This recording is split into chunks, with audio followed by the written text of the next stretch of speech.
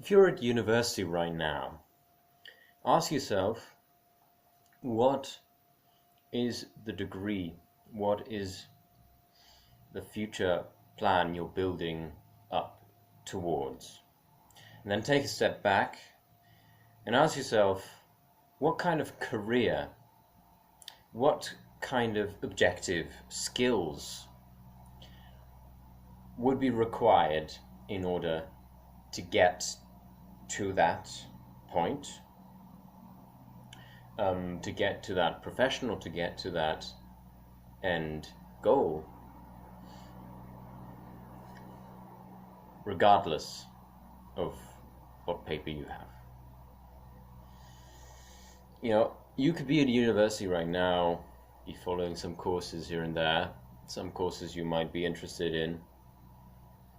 My question is, if this course you're attending, you think it's slightly fascinating, you learn a few new things, if it's not teaching you those skills, if it's not bringing you any, if it's not adding to your productivity, if it's not making you develop innovative new ideas or make new discoveries, do original research, not pushing you to do that kind of research, why are you fucking around in that course? Now, right now, I'm doing civil service. When I started doing civil service, in Switzerland you have to like a year of civil service, or the military, you know, it's mandatory.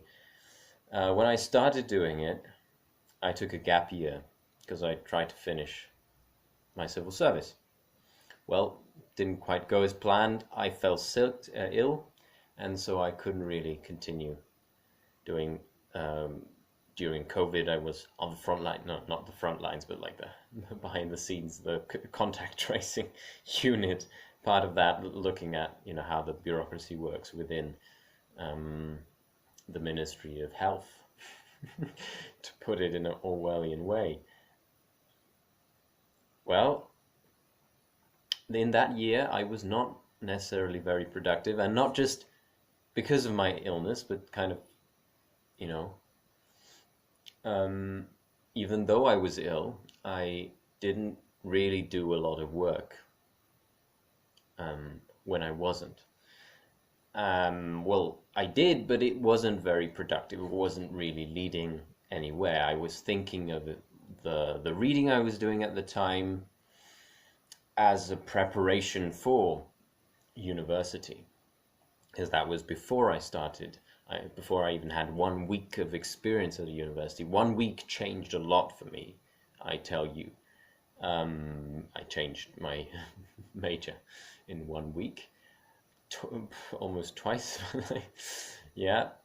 And so I was preparing for doing the economic history, you know, Histoire, Économie, Société in Geneva, this bachelor that would be leading me toward the master in the political economy of capitalism.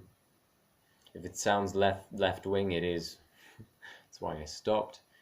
Very ideological, even though it was supposed to be called heterodox economics or whatever. And so I did a lot of reading on economics and kind of fucked around with books here and there, and you know, not a lot of time wasted. I also read the Politics of Aristotle. Before that, I read an economic history book on ancient Greece in order to prepare me kind of to contextualize Aristotle's politics within like what was Greek society at the time, like inputs, outputs of the economy, mortality, fertility, all these kinds of factors, to get a sense of what society was like at the time.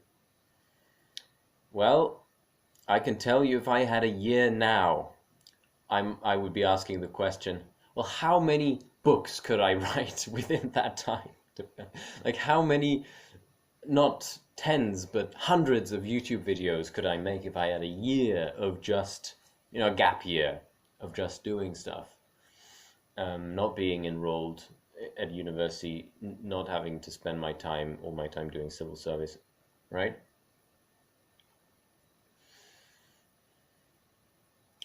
When I went to university, that kind of changed for me. I went to university already with a critical view of to what university is going to be useful for, and very quickly I came to the conclusion the only thing useful in university for me is the language aspect, whether that is having all my university courses in French in the discipline of lettres, so I have to write like these academic French texts that to a pretty high standard, and the professors are really, correcting me on all those things. To the degree that I am able to write French just as well, if not better than German, just as well as I write English in English. And for speaking, certainly that helped too. Or, on the other hand, taking courses in ancient Greek, taking courses in Latin. I didn't take any in Latin, but like taking courses in Chinese. I pondered taking one in modern Greek because that university department had one, but it was reputed to be relatively bad. But, I mean, the other two weren't that much better, so I really started off with a critical view as to what university is going to be useful for. And then, step by step, I started confronting the professors. First, well, on the usefulness of my education there, kind of like, okay, what kind of job is this going to lead to? I felt that pressure myself. Like, what am I going to have when I get out of this education, in lettres especially, because I was, from the first week on, I changed my major, as I said. When I noticed that my projects were being rejected by every single professor, that no one was actually interested in making it possible for me to do any original research or any research that's kind of based on my own hypotheses, based on stuff, questions that I ask and not just questions that the professor asks, and criticism that I have, not just criticism that the professor likes. Then I moved on to not merely criticizing the content of what we were supposed to read, or criticizing, propose. I wasn't really criticizing them harshly at all. Like, I was being extremely polite, extremely subservient, proposing alternatives, constructive criticism, if anything. Like, can it be even called criticism? But once, that was tried and tested, I went on to criticize their method, their method of writing articles, their method of arguing their points, their method of teaching languages. That was one of the first ones, and because there was a Chinese language teacher that was really interested in what I, had to reproach, or in what I had to, reflect on in the teaching of language. She was really interested in kind of making my language courses into some sort of, self-reflective linguistics analysis, or even, language pedagogy reflections. And so that was tolerable up to a certain point. Like, I really, because I appreciated that, in turn, I was kind of solving problems that she was having, and trying to figure out, like, okay, how does she really understand Chinese grammar and or whatever she wants to call it, this Chinese syntax, and how can I point out to her, stuff that is incongruous, so that she, can continue on with her reflections and write them down and do all these things. And and also was worried about the politics of language teaching in Europe, Chinese teaching, politics. They talked a lot to her about these things. And so I went on, yeah, to criticize the way the professors taught. And funny enough, right now I'm doing my civil service at a school, and I have the opportunity to do a Chinese. I made myself have the opportunity. I grabbed the opportunity to do a Chinese teaching class. I have 7 students, and so I am currently kind of teaching Chinese the way I would have liked to have been taught Chinese, but also kind of, dumbing it down, adapting it to what I think is more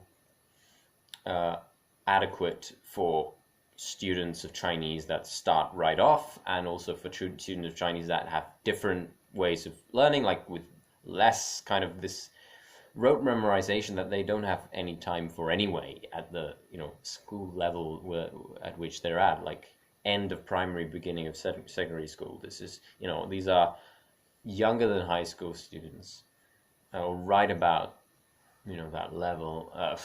Yeah, younger. And these students, I develop, like week by week, I develop kind of my own way of teaching. And I, in practice, like I thought about it during the whole year of university before it, and now I'm kind of putting it into practice and figuring out, the odds and ends. To be clear, my time at university was characterized by fucking disgraceful exchanges with professors. I've had professors in class ignore me because of me asking difficult questions. I've had professors call me naive to my face. All kinds of things of that sort, and more generally, evasiveness, and I mean all the general bullshit you get, even if you're not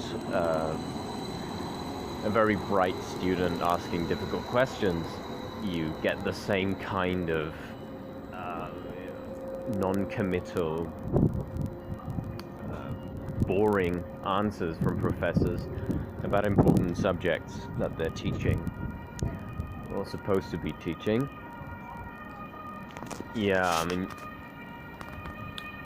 I went to university with the conception that what I'm there for is criticism, what I'm there for is critique, and what the professors are there for is to enable mutual criticism between students and between schools of thought, or in the kind of market of ideas, whatever the students can research, that would become part of an open discussion. And in the Department of History, that would become an open discussion of what can be learned from history and what can be found out about, fragmentary prosopographic literature and all that sort. You see, I'm also critical of the product of what actually comes out from a university seminar, like the articles you will write, the book reviews and all that, the bachelor's thesis or whatever. That's why, one of the reasons why it makes more sense for anyone, for me, for someone trying to make a difference, and trying to get an audience for what they're writing, like, to not continue within within the university's strictures for non-fiction. And I'm curious about whether fiction will really, in a creative writing course or Hochschule or university, yeah, maybe whether it be in Leipzig, in Biel, or in London, UCL, whether the fiction you will be able to write and that will not only get you good grades or get you, but actually that the teachers will accept as a final product, and will not just reject out of hand and say like, no, you have to completely rewrite this thing. It's way too it's way too dangerous, way too edgy, or whatever, right? Um, or it doesn't conform to the genre that you're writing in, or whatever. This is a problem in nonfiction much more than in fiction, I would assume, because in nonfiction you're actually, the standards they have for how to write an article and so on, that can really inhibit creativity and innovation of making an article that is actually written in a much more useful way for the reader, and a much more scientific way, a much more logically coherent way, or at least not so propagandistic way. That is a concern of mine, especially in the discipline of history, where summaries or become kind of propaganda from the objective historian's point of view, rather than discoveries that are very contestable. That you make a risk by putting out, but can be criticized for what conclusions you came to. But this is the same for all disciplines, I think.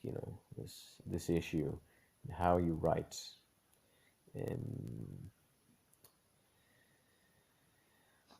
Thus, let's move on to my next point. So what should you do when you arrive at university expecting there to be, an exchange of criticism, expecting it to be a place, a hub of science, maybe a place where you give and take criticism, where you're trying to test testable theories, you're trying to do original research, you're trying to break through received wisdom. And then my experience at university was atrocious in one word, I suppose.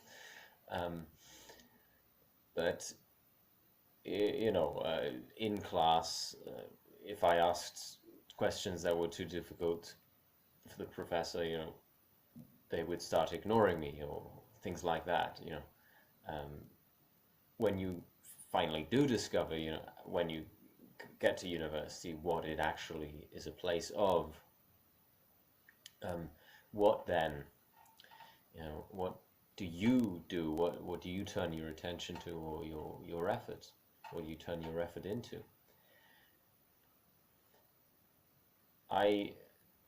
Leaving university, I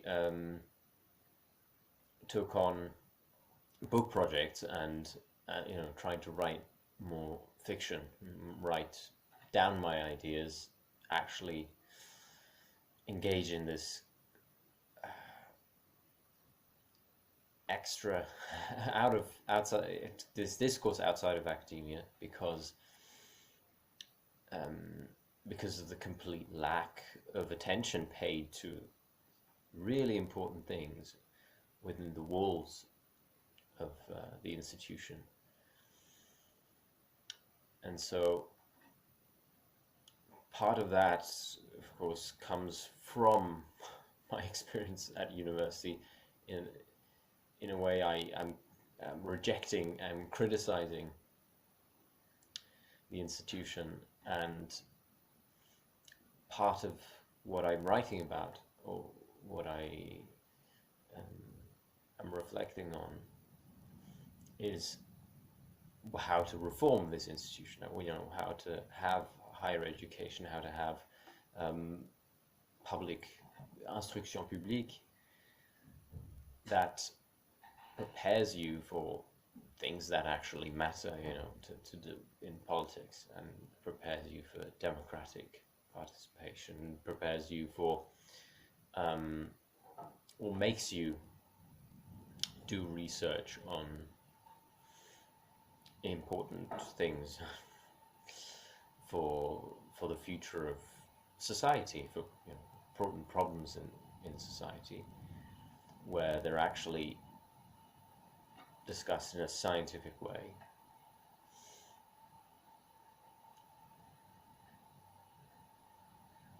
So my kind of answer to this whole thing is to actually start off my career, actually go and